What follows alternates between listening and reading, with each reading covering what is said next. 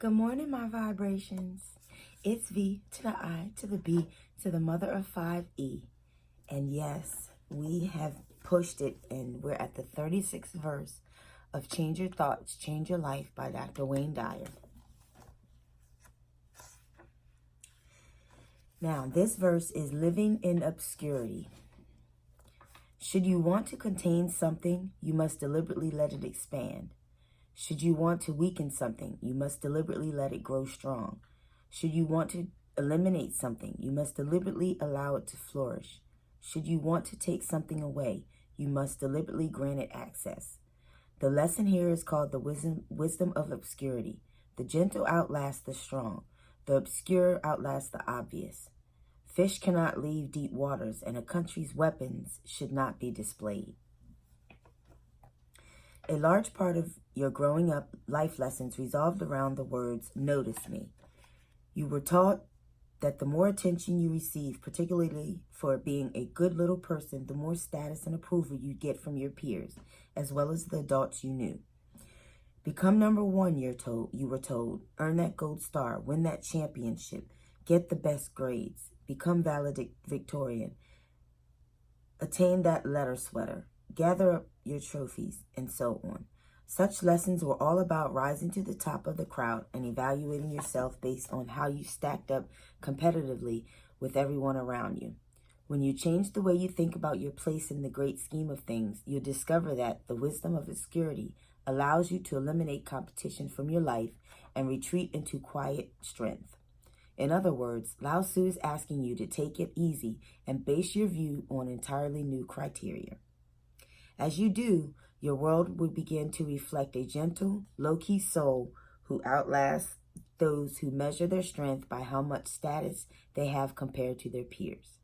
This verse opens with the idea of understanding the dichotomous nature of the material world and then encourages you to become an astute observer of your life. Feeling belittled means that you must know what it's like to be important. The idea of being weak grows out of having known what it's like to feel strong. As one translation of the Tao Te Ching, the way of life according to Lao Tzu, translated by Briner, reminds us, he who feels punctured must once have been a bubble. He who feels unarmed must have carried arms. He who feels deprived must have had privilege.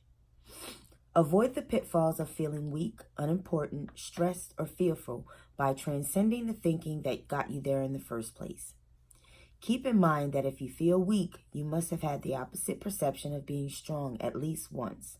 If you experience stress, you have an idea of what being unstressed is like. By becoming independent of the need to compare yourself and fit in, you choose the path that Lao Tzu calls the wisdom of obscurity. That is, you release your need to be more anything in the eyes of others. Lao Tzu concludes this elegant verse with the metaphor of fish leaving the deep water.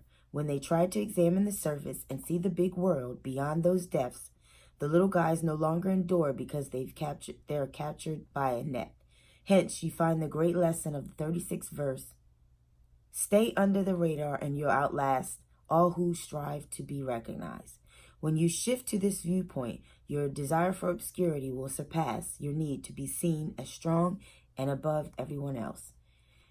You won't end up all alone in your trophy room. Here's what Lao Tzu offers you from 25 centuries ago when he dictated this enduring tome of wisdom.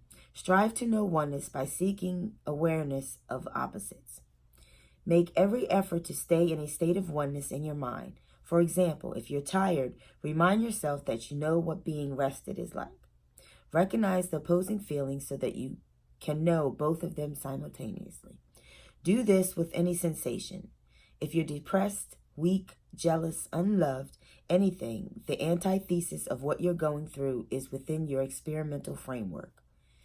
Seek the opposite feeling right in the moment and be at one with it in your mind, for this will provide you with a balanced sense of peace, balanced sense of being at peace within yourself. This is oneness, wherein you entertain extremes and use your mind to be like the Tao, which never divides anything. How can oneness be broken apart? It would no longer exist if you could split it up. Withdraw yourself from others. Withdraw yourself and allow others. Monitor your inclinations to compare yourself to others or to stay within the system. A system is designed to get you to behave just like everyone else, as it contrives to make comparisons determine your success or happiness. The Tao Te Ching urges you to seek obscurity, draw little or no attention to yourself, and don't ask to be recognized. Instead, allow. Let other people flourish, waxing on about their strength and popularity. As Lao Tzu says, you must deliberately grant others the right to expand, but take your own lesson from the fish that endure and stay in the deep waters of the Tao-directed soul. Here's Do the Tao Now. Give yourself an assignment to be as much in the background as you can for an entire day. Stifle inclinations to compare yourself to anyone else or draw attention to yourself. You can accomplish this by making a commitment to be interested in others today, substituting the pronoun I for you. So instead of saying, I did this kind of work for years, let me tell you how you should proceed. Remark, you seem to be doing so well with your new business. In the language of the Tao, stay soft and gentle and you will endure. There is the Tao Now.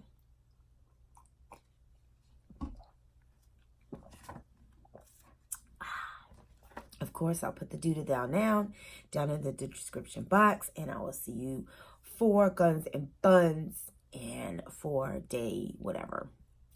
I think we're on 45. And I might have a video up for you guys today.